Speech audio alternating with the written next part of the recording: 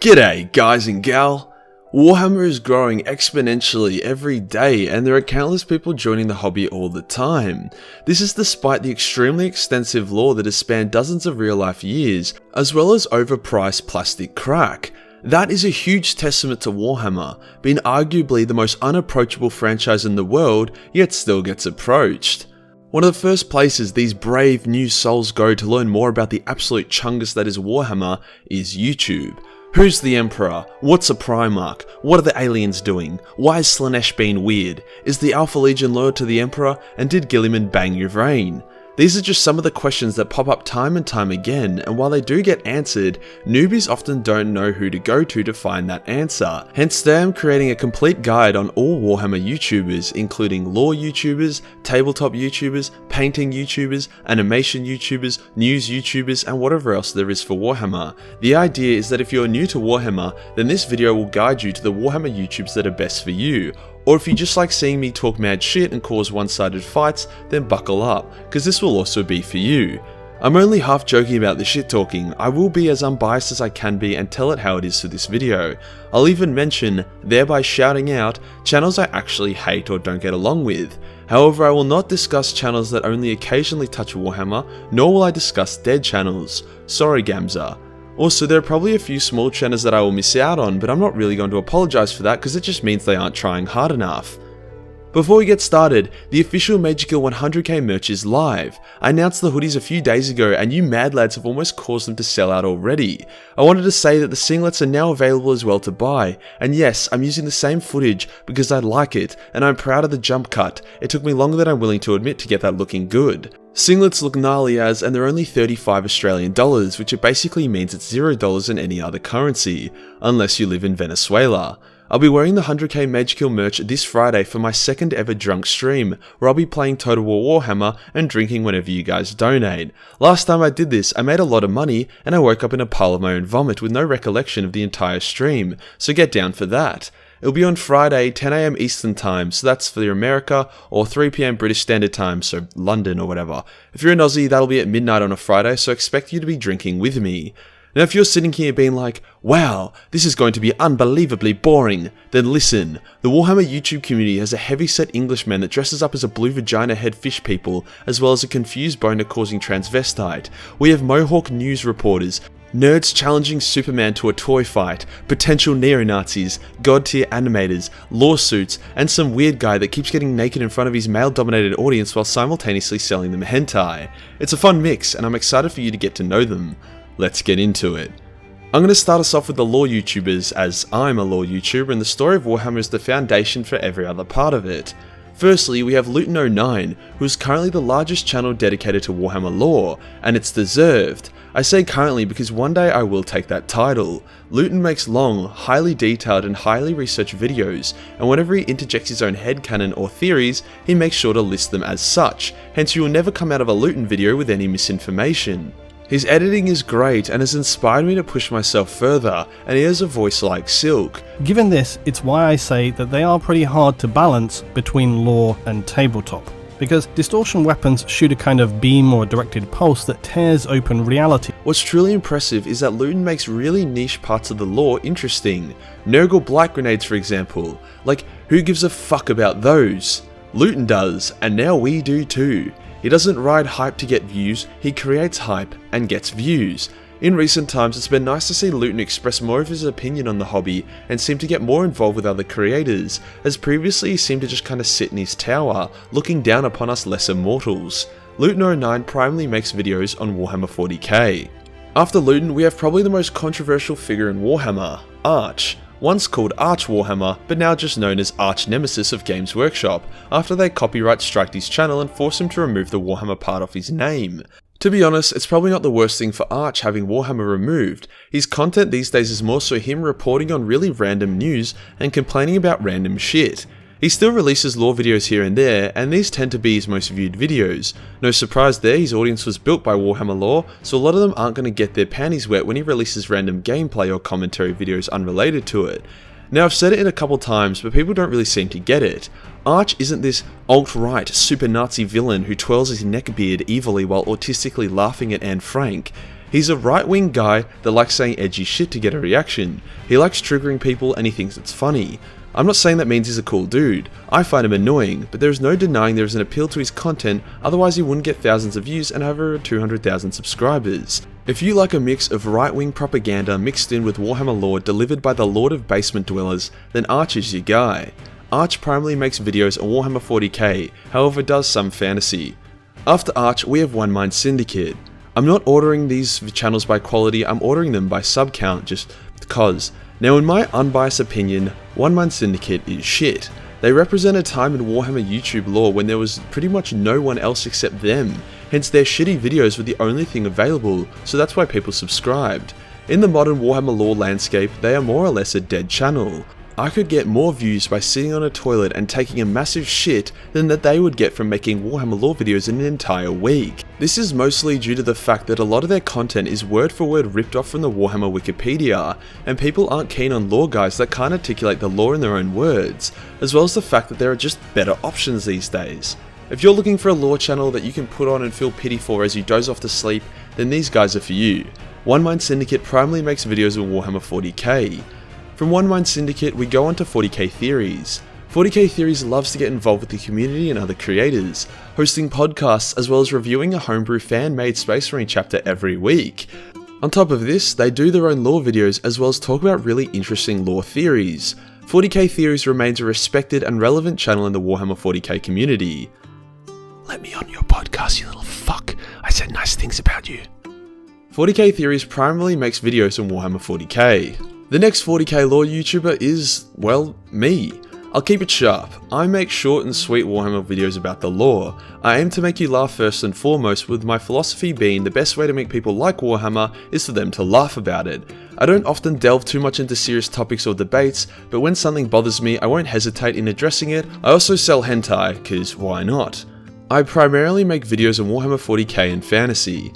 After me, we have the first lore channel on this list that primarily covers Warhammer Fantasy, the Book of Choa.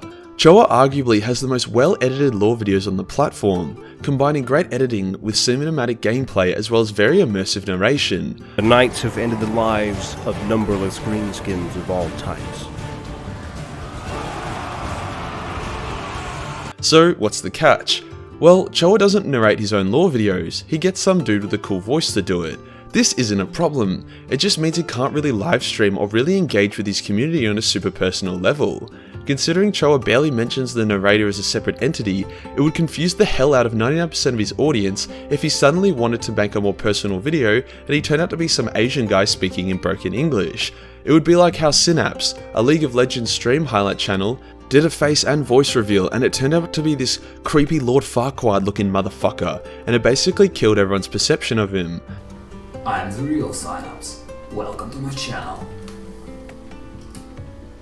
Like I said though, that doesn't matter as it doesn't affect the quality of Choa's lore videos.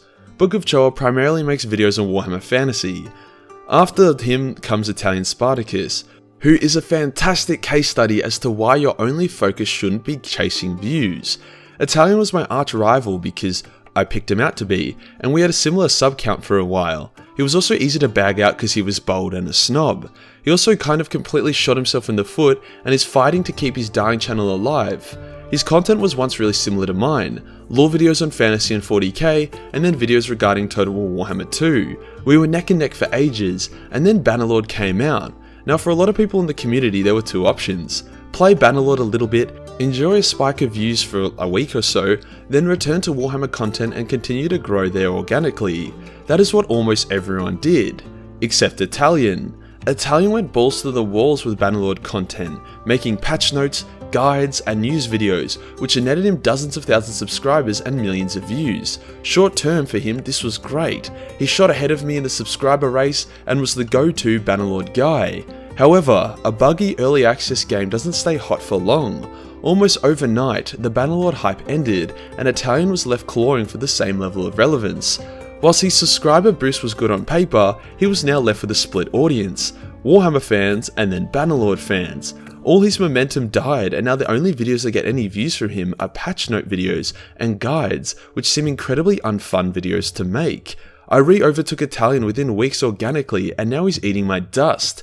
If you want to watch Bannerlord and Total War streams with the occasional Warhammer Total War DLC speculation video, then Italian is your guy.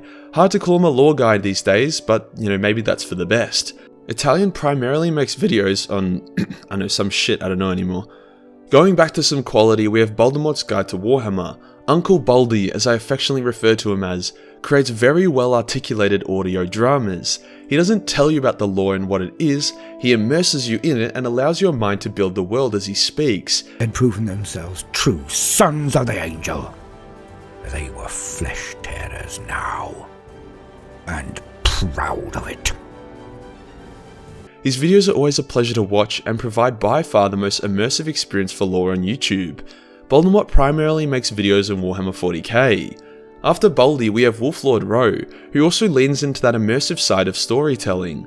After Rowe unenthusiastically thanks some random dude for a virtual gift voucher every video. Before I begin today, a big thank you to Joe for the virtual gift voucher. Thank you very much, my friend, for the support. I really appreciate it. Thank you. He will detail short and interesting moments from the lore. These will often involve excerpts from the novels. One thing I do often criticize the Wolflord on, and something that he seems to be improving on, is the effort he puts into editing his videos. When I first heard of him, he basically just put one image on the screen and then some stock footage of like embers or something over the top of it, and that was the entire video for 15 minutes. This would take all of about 10 minutes to edit together. If you're gonna make a video, make a fucking video, not an audiobook that pretends to be a video. These days he puts on 3 images, so while still shit and low effort, it's a step in the right direction.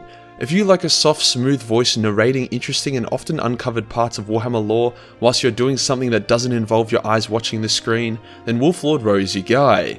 Wolflord Rowe primarily makes videos in Warhammer 40k. Continuing the string of immersive lore YouTubers, we have Oculus Imperia. Oculus retells the lore in a similar way to Voldemort. He basically roleplays as an Imperial historian that lives within the Imperium of Man. He tells the lore from an in-universe perspective, not knowing all the information of everything, as no historian would, but tells it in a way that an educated historian would know. If you enjoy immersive lore videos, roleplayed by a dude with a slick historian voice, then Oculus Imperia is your guy. Oculus primarily makes videos on Warhammer 40k. After Oculus, we have the lore master of Sotek, and whilst he knows everything there is to know about Warhammer Fantasy, he is a lore master after all, he doesn't really make lore videos these days. In recent times, Sotek has been making DLC speculation videos for Total War Warhammer, as well as streaming a lot of it. It's a bit of a shame he didn't stick more to the lore, however he is doing what makes him happy, and you can't blame someone for that. Unless their version of happy involves genocide, which Lore Masters doesn't, I'm pretty sure. Loremaster of Sotek primarily makes videos on Warhammer Fantasy. After Sotek, we have Tactica Imperialis, who does podcasts with 40k theories. Let me on your podcast or suffer my fist of justice. Tactica covers niche and main parts of the lore for Age of Sigmar and 40k. He doesn't stand out as a particularly unique or special channel, but he does a good job regardless. Now we have 2+ Tough, who makes Age of Sigmar lore videos, so yeah, not much to say here. Next up we have the Grimdark Narrator. Not much to say here other than the fact that his voice sounds like a discounted Stephen Hawking who used to get his dick stamped on by a dominatrix. And to the faith of the Imperial Creed.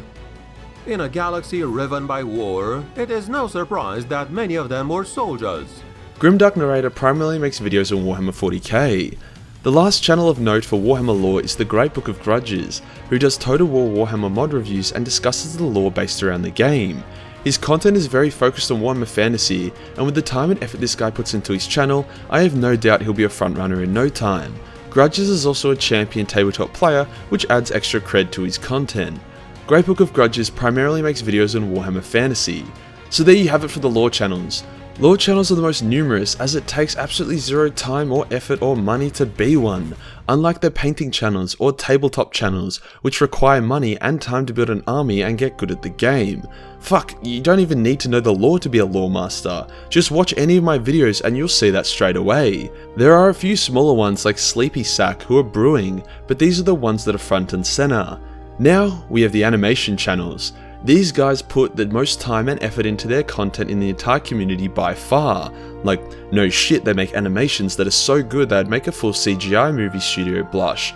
All the Warhammer animation channels are all based around 40k, as 40k has a bigger fan base, hence more people who care about it. Also, fantasy's dead, so yeah.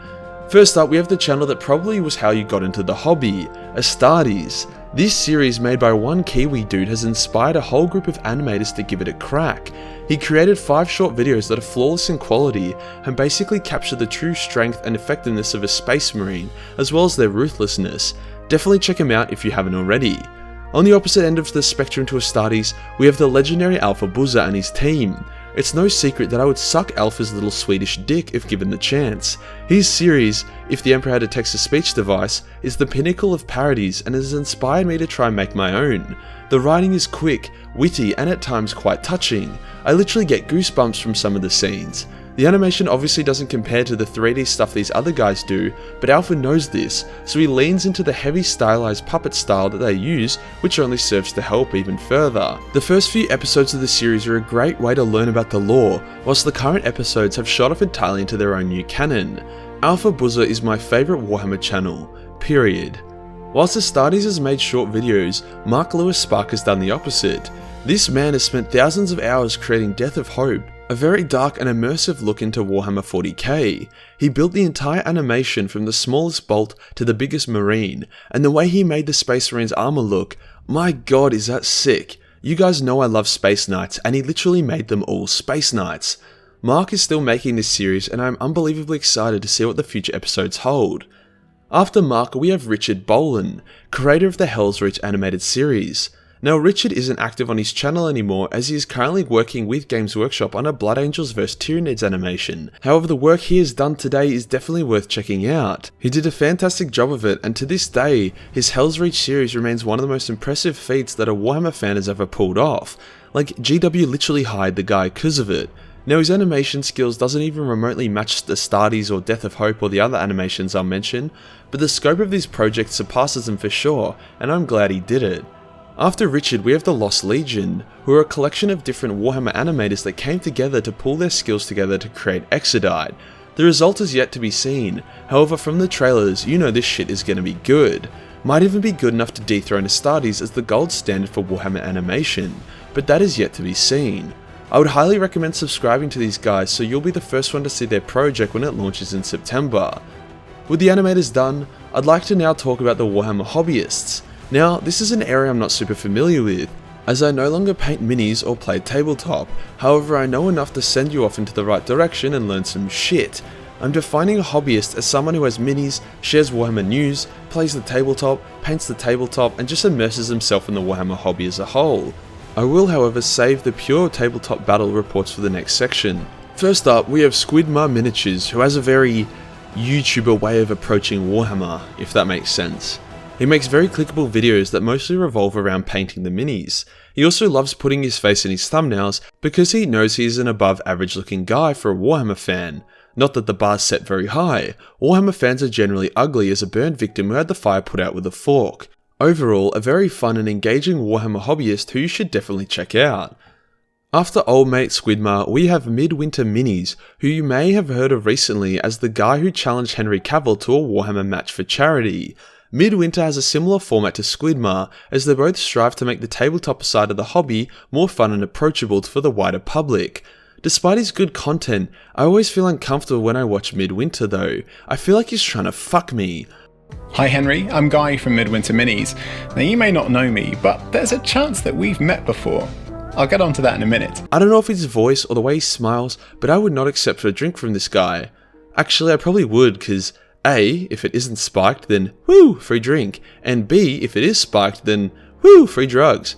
After Midwinter, we have my boy Chapter Master Valrak. I love this guy. He's a fun, happy dude who loves Warhammer and doesn't give a fuck. He spends less time on painting and more on Warhammer new releases. If you want to know what's coming out, then go to Valrak's channel as he covers all the new minis, books and reveals. He's also the guy that cosplayed as a Tau and painted his entire body blue.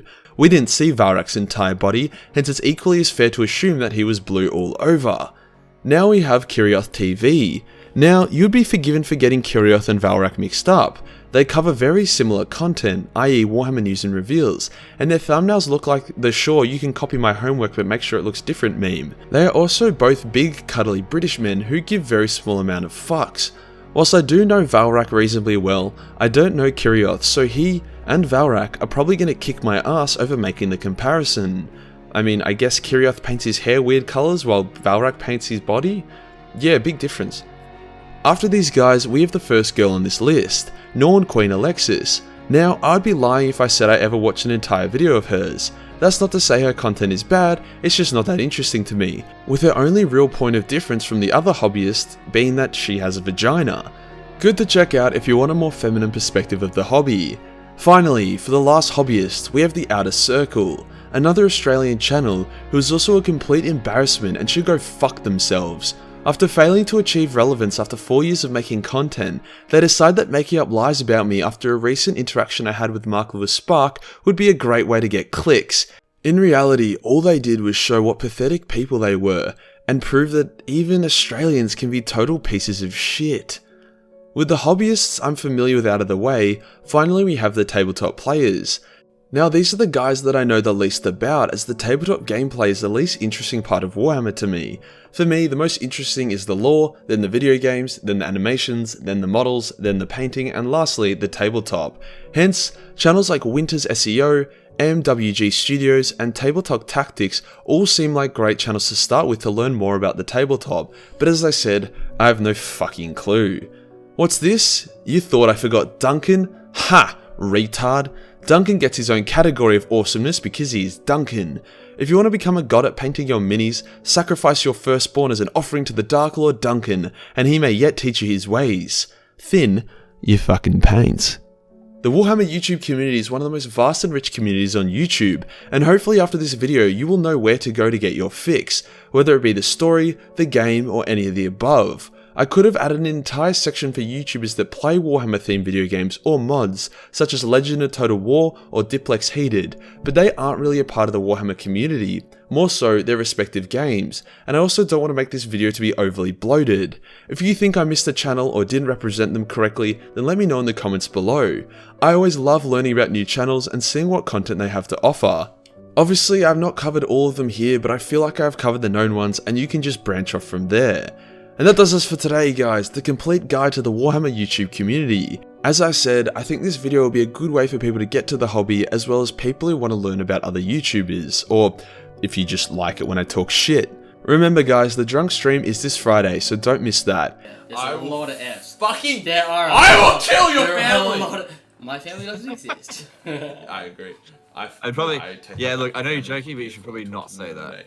If you enjoyed the video, want to support the channel, want to see some cartoon tits, then Patreon is the place to be. Only $1 gives you access to a boatload of Warhammer hentai, and $10 gives you access to the Majorkill hentai calendar. Hit the subscribe button, then hit the real subscribe button for more communal content. Join the Discord for more memes, and I'll see you in the next one. Peace.